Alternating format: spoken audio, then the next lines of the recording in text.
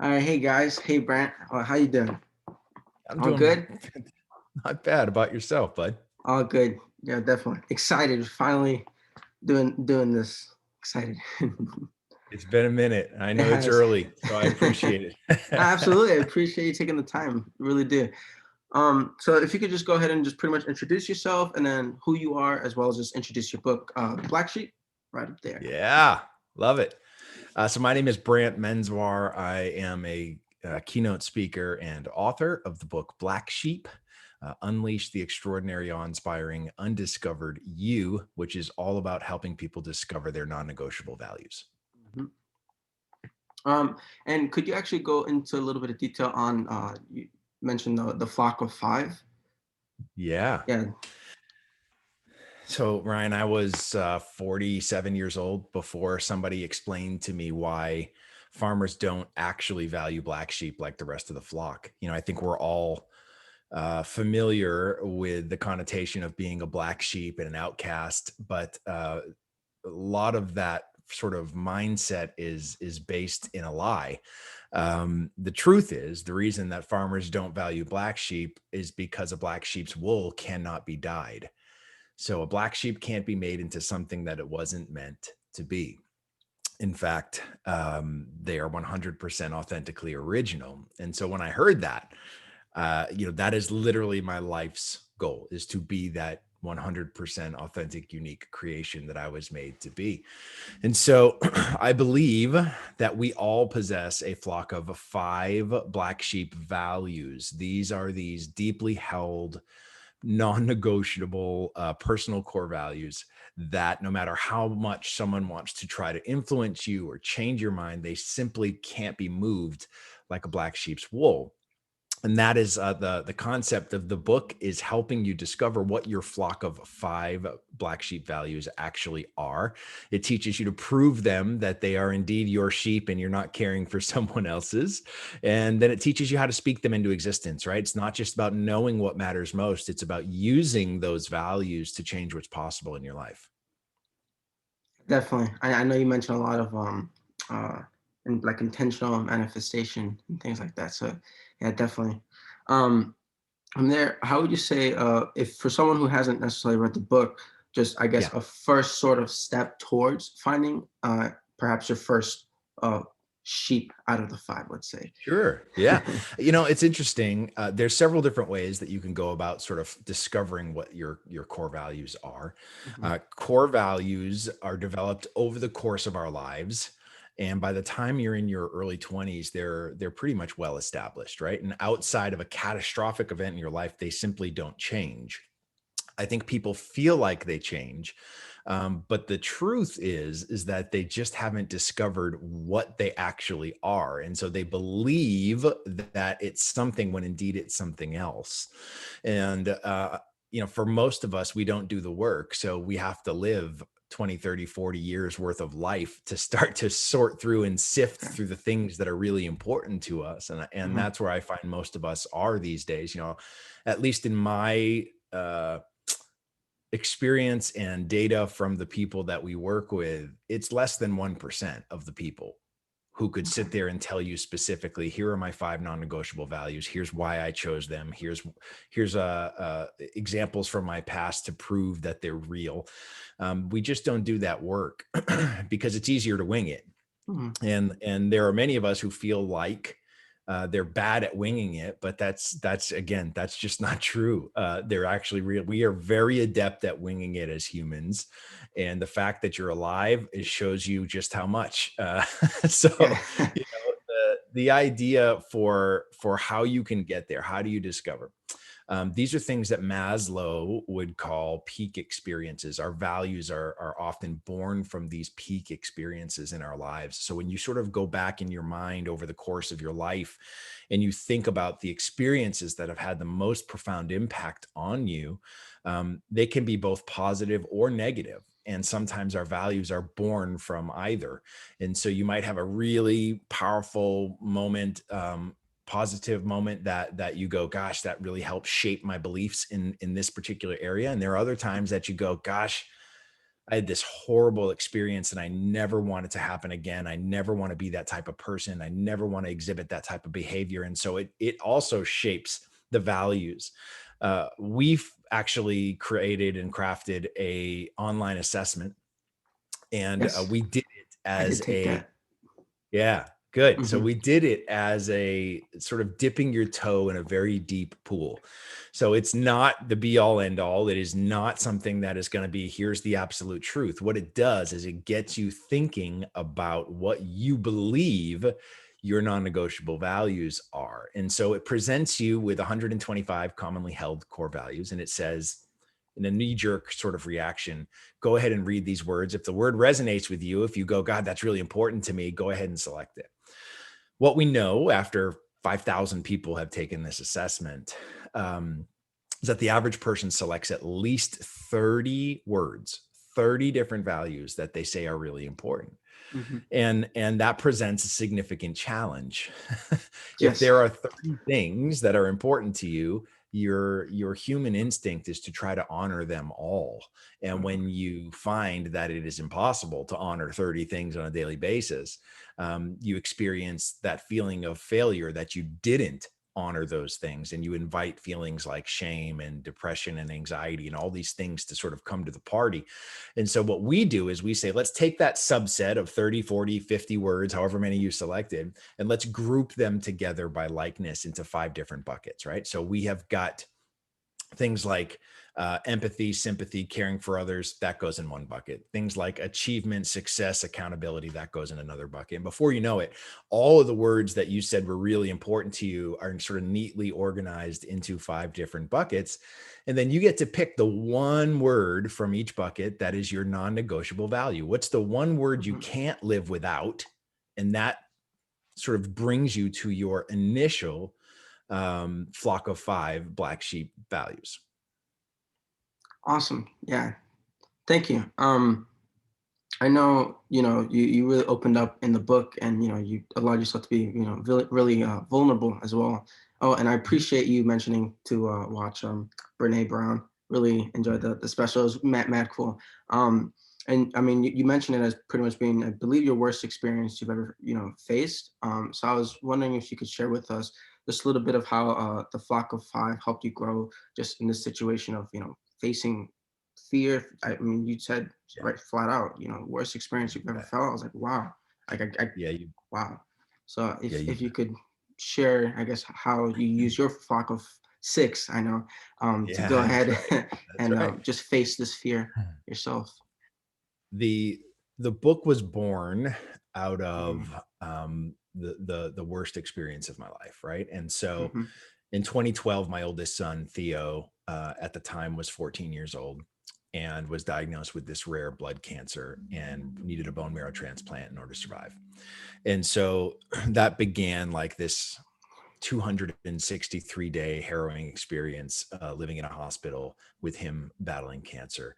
Mhm. And we, at one point during the treatment, we had this crossroads that we had come to where he had received the bone marrow transplant, but he developed something called graft versus host disease, which is sort of where the marrow that's inserted in your body doesn't recognize the environment that it's been placed. And so it begins to attack the body. Mhm. And so the way that you treat it is you super suppress your body's immune system so that it won't fight back. So they did that. They did that. The highest level of it's called GVHD. The highest level of GVHD is deadly. It will kill you. And that's where he was. And so they suppressed his immune system. And when they did that, he contracted this deadly fungus while he was in the hospital that had the exact opposite treatment.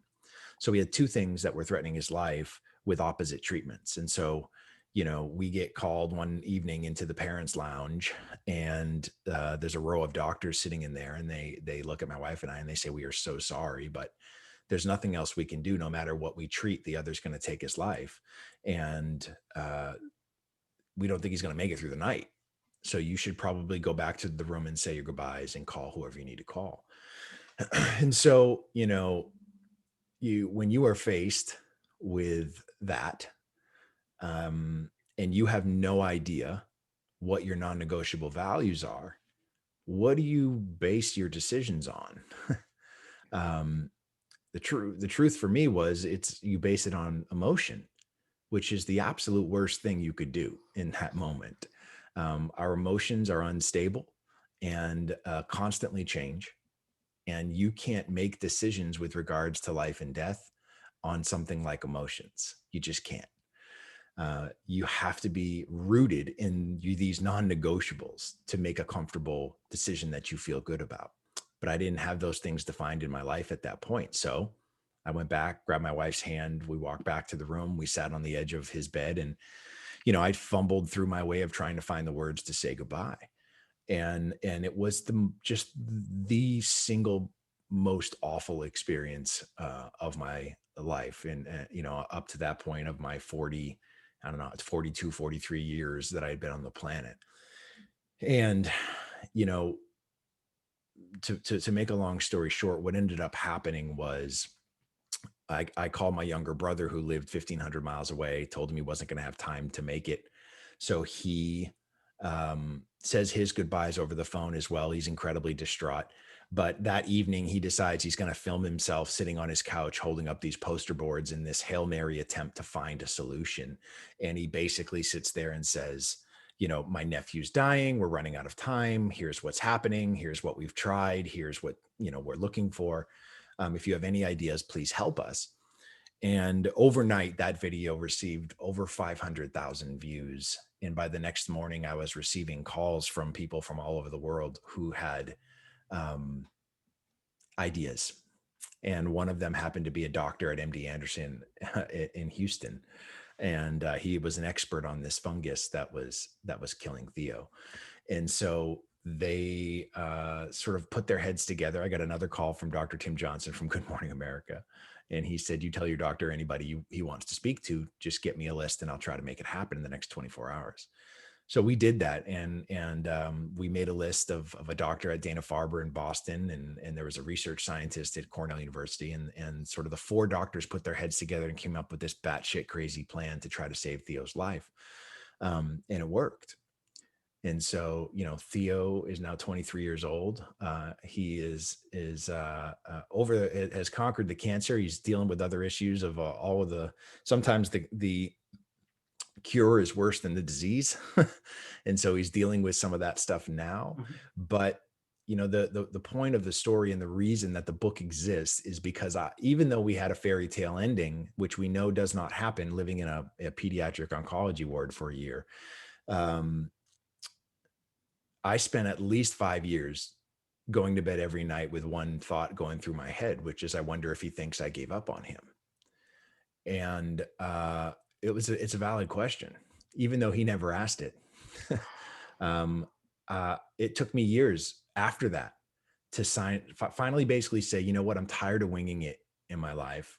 I really need to figure out what these non-negotiables are so that if I'm ever faced with that sort of decision again, I can lean on these things that I know won't change. And no matter what the outcome is, I can feel good that I made the best decision I could in that moment. And and that's why I wrote the book, is because I feel like most of us are where I was. They just haven't had the unfortunate situation to sit on the edge of a bed and say goodbye to a child. I don't want them to ever have to experience that. But if they find themselves in some sort of incredibly difficult crossroads, what I want them to do is to be able to go, here are the 5 things that I need to honor. And as long as I honor those things, I've done my job.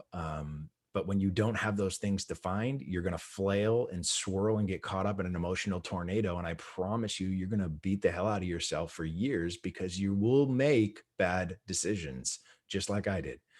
And so that's where the book came from. It's why I'm so passionate about it. I've devoted the rest of my life to making sure people discover these things, whether that's for your personal development or professional development, whether it's at home or at work, it doesn't matter.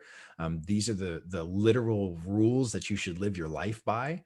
And so that, to me, is my life's mission at this point, is to make sure people discover their flock.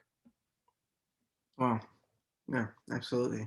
It always gets me in the feels every time, reading about that. Because I've read the book at least twice now. I'm just like, every time it's just like, whoa, like such an intense experience.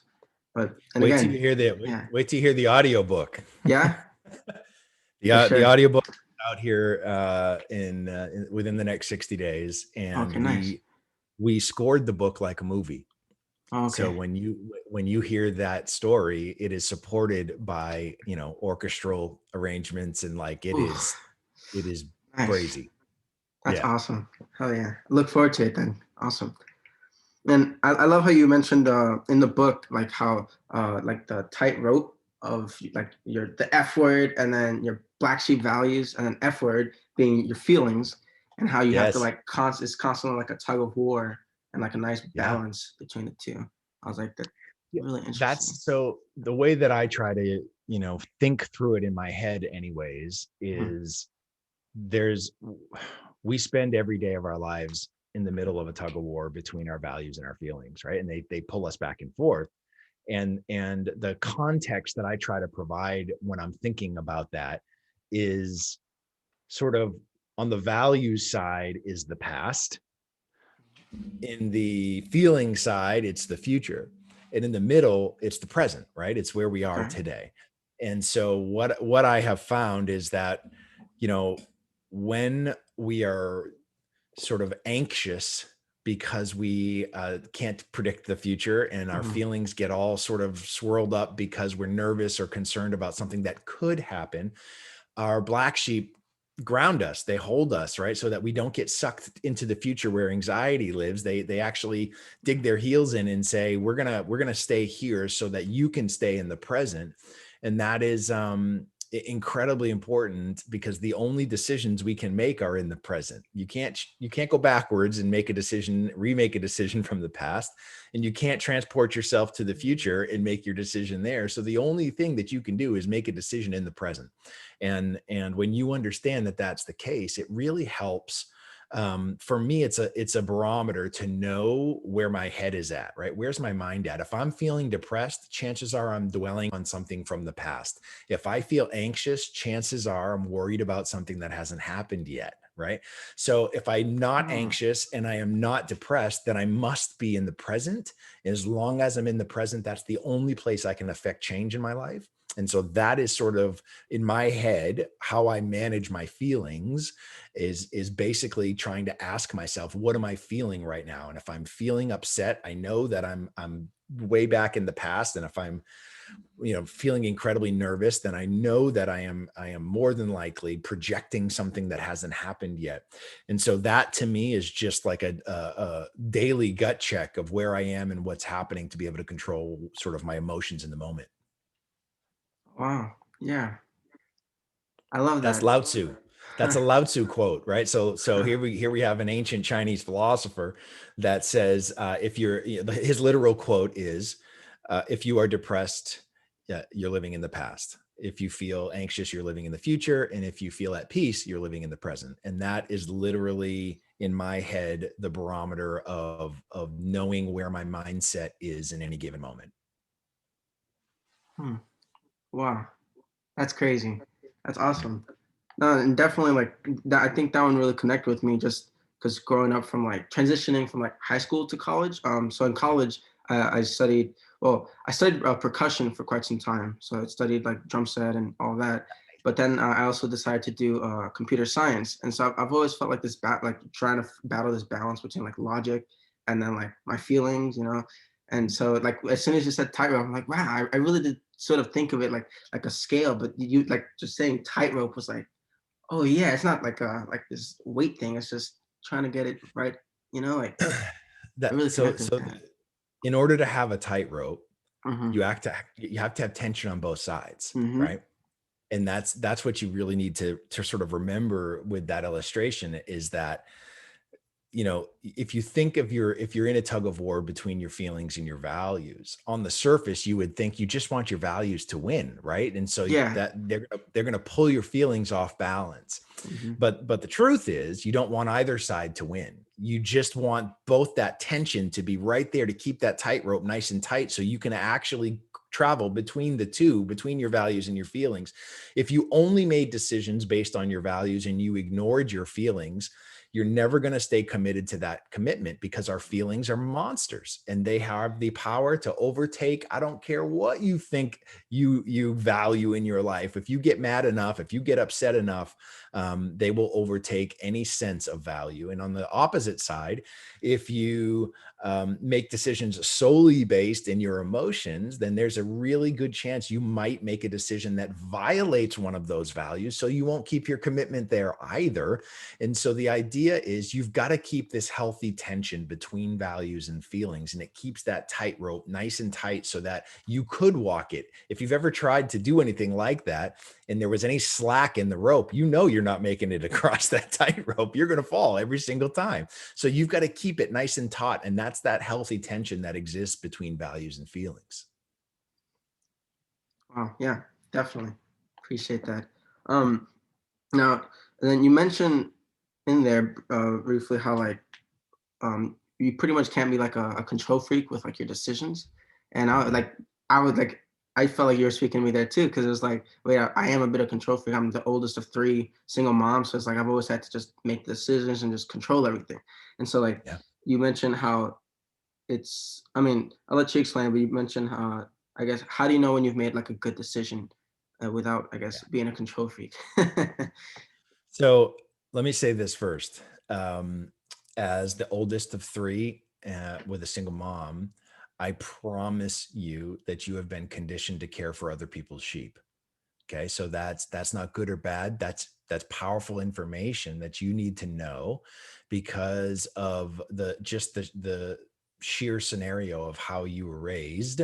Mhm. You had some serious responsibility with that, which means that you've just been conditioned to care for other people's sheep. And why that's important is if you ignore your own sheep, you get yourself into trouble. And if you're so busy caring for everybody else's and there's no food left for yours, your life can spiral. And that's why it's important for you to realize that you have a natural tendency to care for other people's sheep. And so that is something, just keep it here, because I promise you that is the case. And that when you look and try to find your flock of five, I guarantee you at least one or two of the things that you said were your non-negotiable values aren't yours.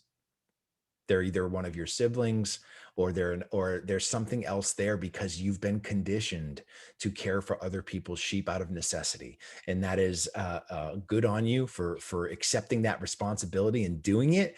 But you have to know that it takes food off the table for what matters most to you. So just keep that in your mind as you're thinking through these things. A good decision, so I define a good decision as one that is born from these black sheep values. It considers all of the facts that you can get your hands on, not just the truth in the room.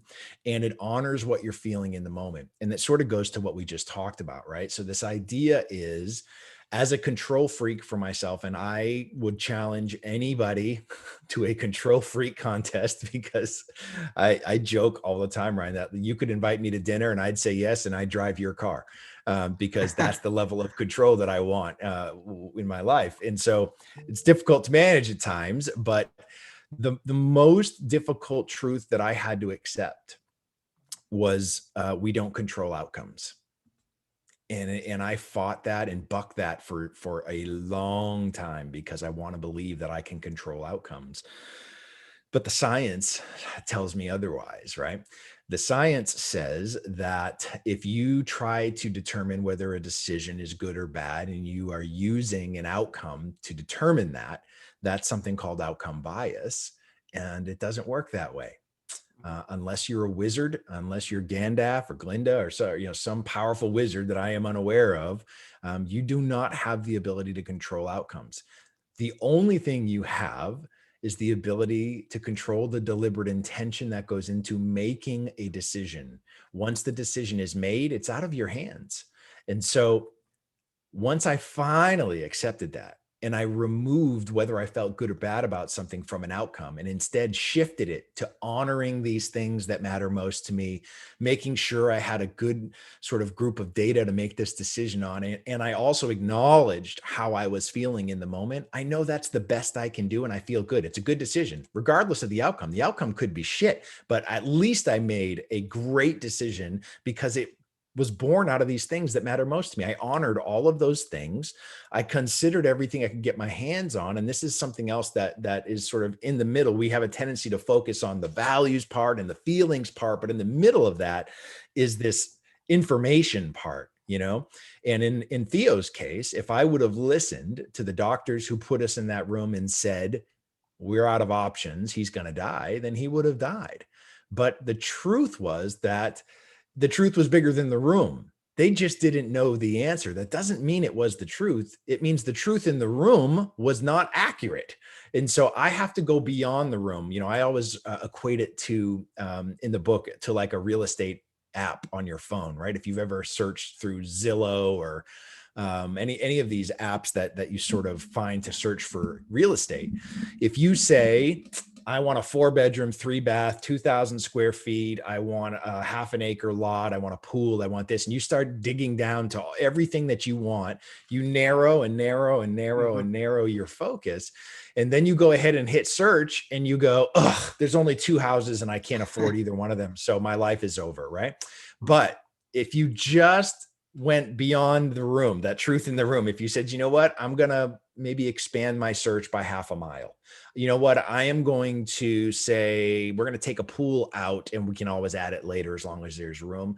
Oh, all of a sudden, there's 20 choices, 30 choices, 40 choices, not the 2 that you thought were the truth.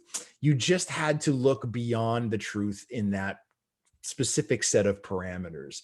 And when we did that through my brother's video that he made and Mhm. uploaded to YouTube, we found an answer they told us didn't exist. And so that is really important in this decision making process. It's Mhm. you've got to know what matters most because that's the foundation of which you're going to start this decision making process. You've Mhm. got to look to see if the truth you have is the truth in the room or is it bigger? And then you have to honor what you're feeling because remember, if we don't acknowledge what we're feeling, doesn't mean resolve. It just means acknowledge. If you are upset, if you are excited, if you are concerned, whatever that feeling is, and you don't acknowledge it, I promise you, it's going to, you know, in Hulk style, rip its Yes. clothes off and start beating on its chest. And it's Mhm. going to challenge your commitment to that decision. So when Yeah. we acknowledge it and say, I get it. I'm not completely 100% feeling like this might be it, but I do feel like it could be the right decision. Um, Mhm. I know that I'm not 100% comfortable with it, right? As long as we acknowledge it, we sort of keep it in check. And so when that is the case, when we ask ourselves why we're feeling that way, we can always go back to the values. Am I uncomfortable because I violated one of these non-negotiables? Or is it something else? And so when we are able to sort of check all of those things and we remove whether or not we feel it's good or bad from an outcome, man, we have total control over the decisions that we make. And that's the best we can do. And that's what allows you to go to bed at night feeling like you did the right thing. Yeah. Definitely. Wow. Just wow. Like each one is just like, oh my gosh. Um, so I was hoping you could go ahead and paint like a clear picture for kintsugi. It's supposed to be the golden repair, and I thought that was like again, I mean, another just mind blowing, like whoa, moment. So if you could go ahead and share with us kintsugi. Yeah.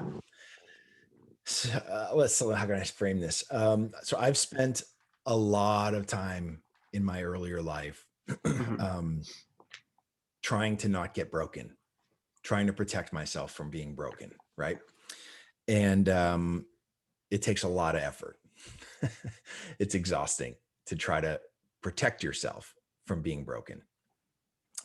Uh, a few years ago, I came across this article. There's been many, many books written about it. This is something that has existed for thousands of years. Um, it is a concept called kintsugi, which is an ancient Japanese philosophy and also a specific way in which to fix broken pottery.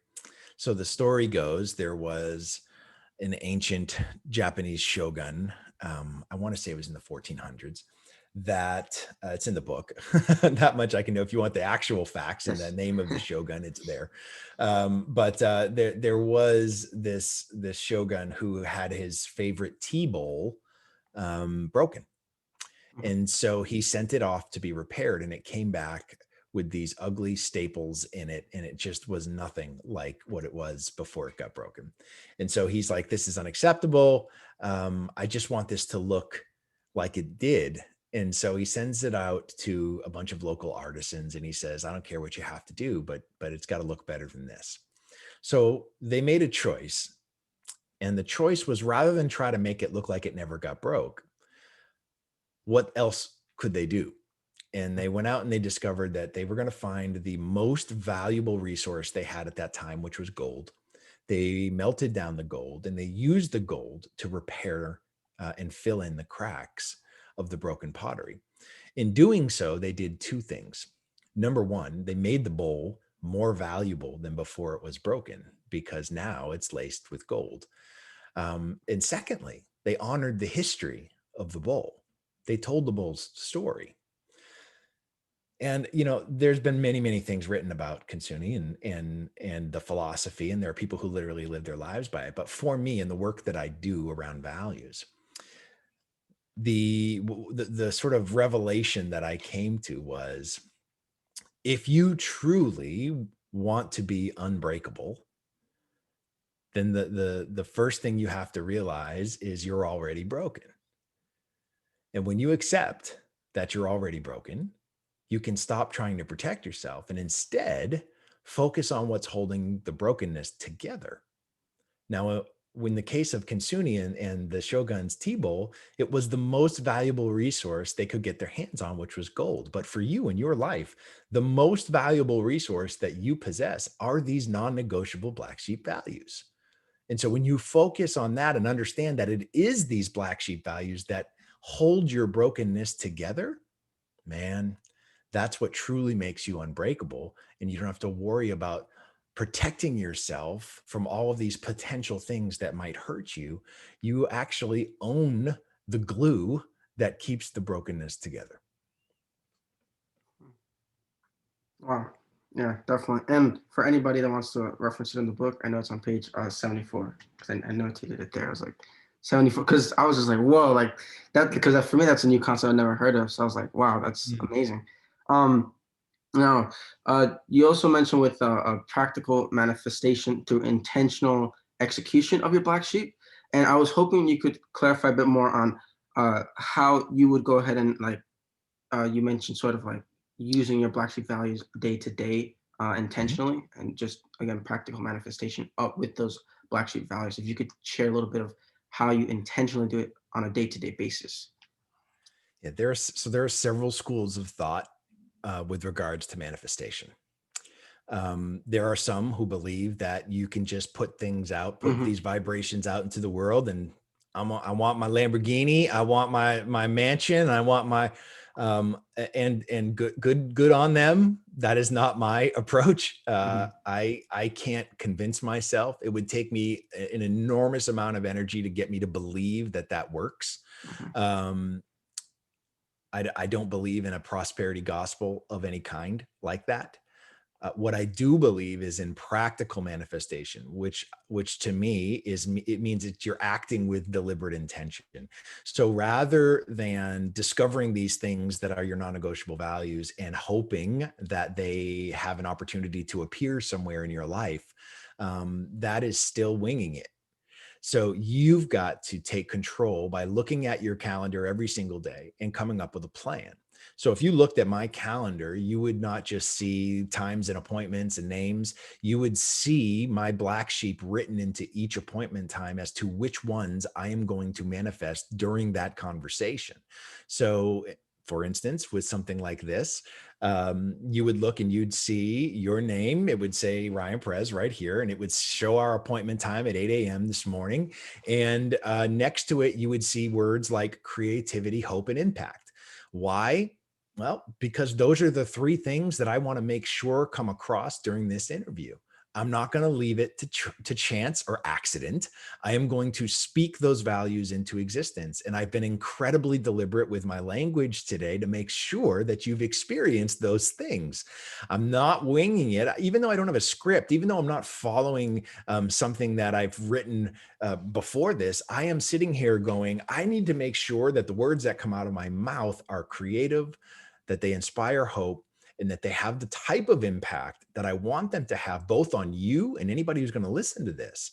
And so I promise you, when we finish this interview, the last thing you're going to hear out of my mouth is going to be something incredibly hopeful, because I'm being incredibly deliberate with my intention to make sure that that is the case.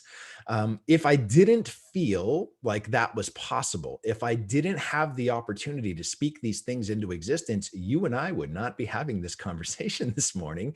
I would have said no, and I would not have given it a second thought, because if that was the case, it would have violated one of my values. And when something violates the values, there's no guilt, there's no shame, there's no nothing. It's just, you know what? That's not my thing, and I don't feel bad about it. So practical manifestation is not just understanding and knowing what these non-negotiable values are. It's you taking the time to honor them every single day. And this is, let me tell you the sort of an incredible story that will hopefully get you to understand why this is so important. So, I wrote the book. The book it comes out. We have this launch party where before the book comes out, I have a launch group of 40 people that I run through a 5-week group coaching program to get them to discover their black sheep, prove they're real, speak them into existence, everything that you've heard from me today.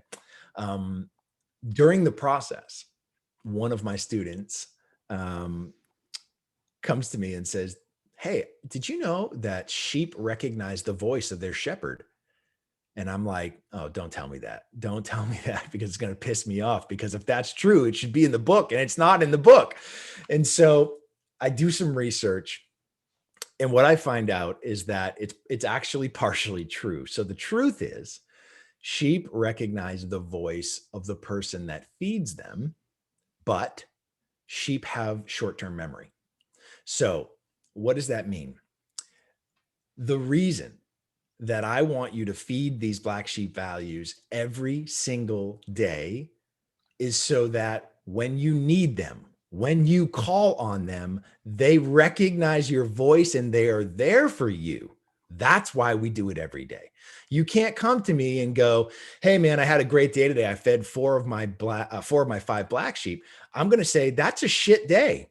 You'd never come to me and say, "I fed 4 of my 5 children today. It was a pretty good day," right? You'd never say that. You have to think of these things in the same way, knowing that the more that you feed them, the more they recognize your voice, and the more they're going to run to you when you need whatever that is. For me, when I need creativity, when I need hope and impact and empathy and family and authenticity and all those things that are my black sheep, if I feed them every day, I know they'll be there when I call for them. Here's the challenge, and here's why I told you this is something you have to be aware of, because you're conditioned to care for other people's sheep. If you are caring for someone else's sheep and you call out, guess who else shows up looking for food? It's all these other people's sheep, because they recognize your voice Mhm. and they want food. And it's a distraction from you honoring the things that matter the most to you. So, in that light, you've got to make sure that you know what yours are. I have zero problem with you feeding other people's sheep. What I have a problem with is you Mhm. taking them into your care and pretending that they're yours. They're not yours. If you want to feed them with whatever you have left over after yours have had a chance to eat. My feeling on the subject is all of our sheep don't get fed the same amount every day.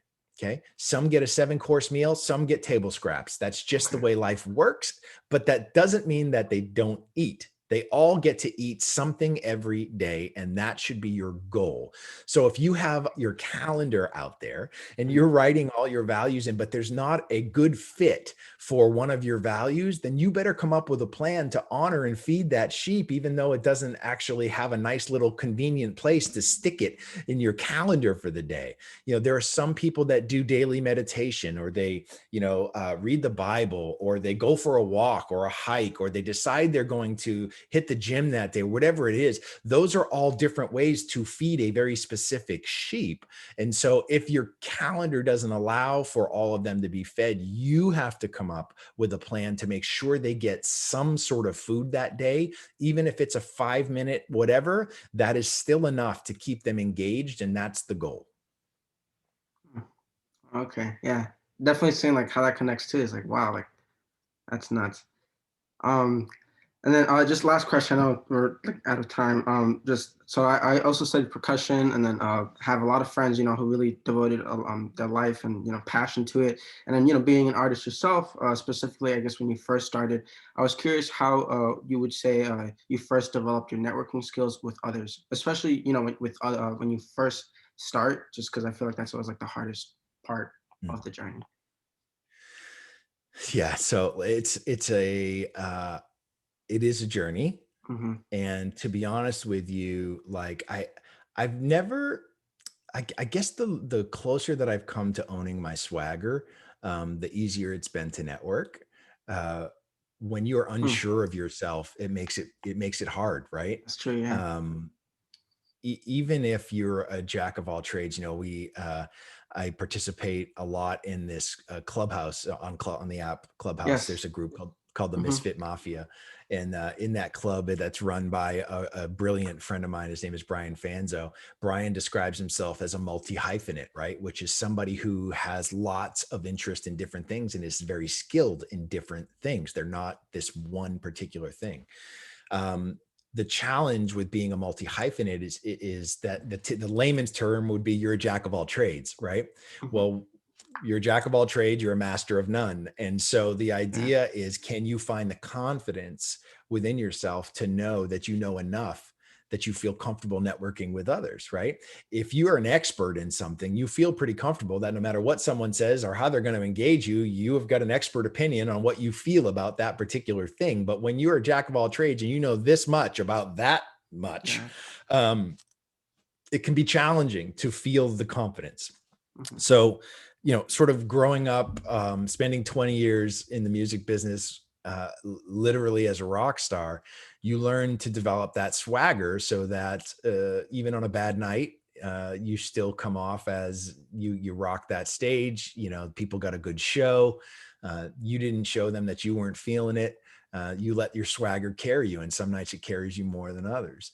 So, what I would say is get comfortable in what you know, and if you are not comfortable in what you know, hit the books and start studying so that you get comfortable with what you know. That's going to help your ability to network, right? It's not about relationships. And I think that's what a lot of us consider it to be. For networking, right? So if I'm networking, it's really about value. It's about what value do I add to Hmm. the conversation.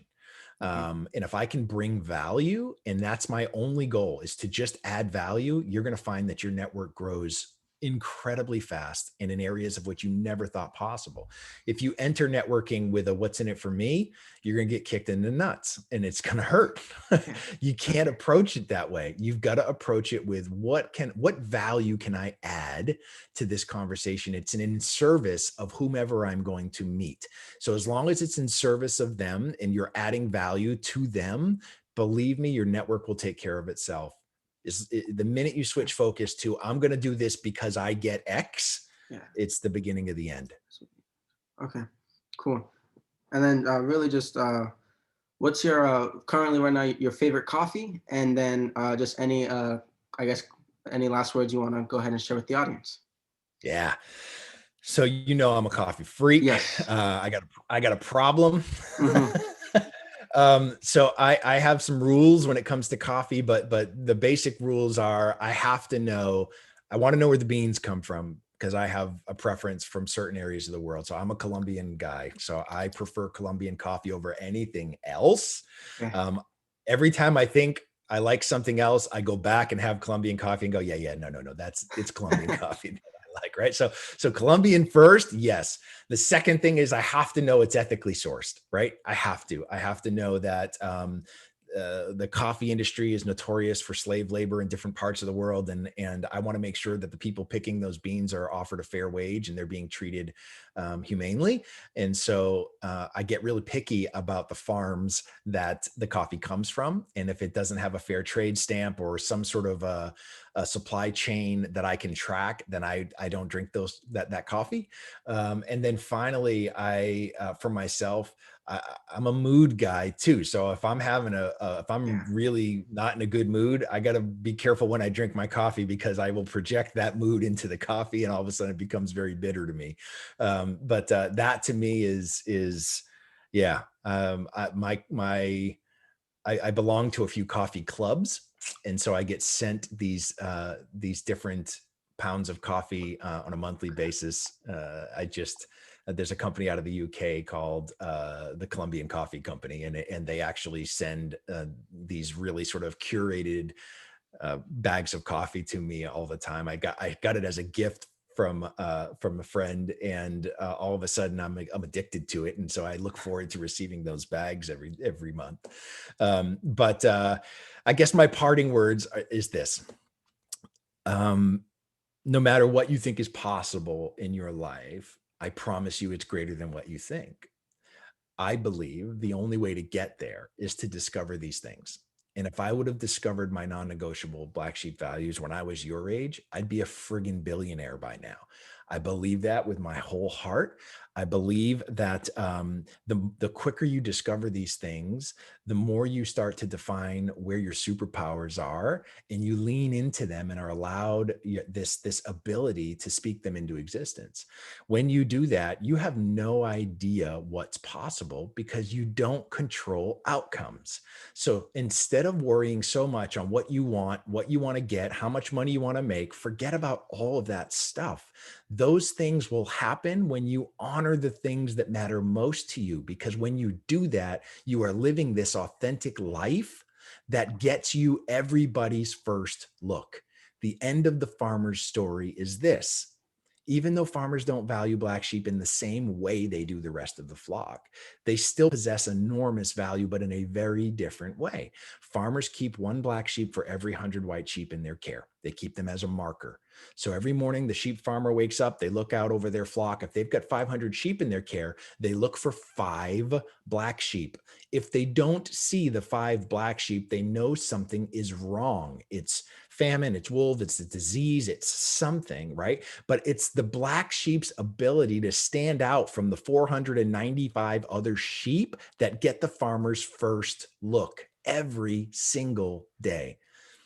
If you want to get someone's first look, you have to lead with what makes you that unique, authentic original that you are, which means you need to be working, living, manifesting through these black sheep values that are uniquely yours. They're not mine, they're yours. And when you lead with them, people notice it and you separate yourself from the pack. And when you do that, I promise you, what you think is possible in your life grows exponentially, and you start to go, I'm just going to honor these things and see what happens.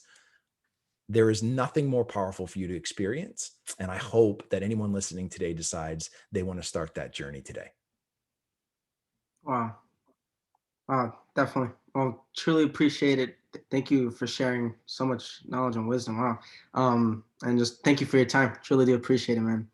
Thank you. But I'm sorry it's taken this long. I know we've jumped No, through about 12 hoops. I appreciate your tenacity. absolutely. I am in your corner. I will be here cheering, and anything I can do for you, you just name it and it's done. Really appreciate it, man. Wow. You Thank got you. it, brother. Thank you, man. You Take bet. care. Stay safe, all You right? too. Bye. You too.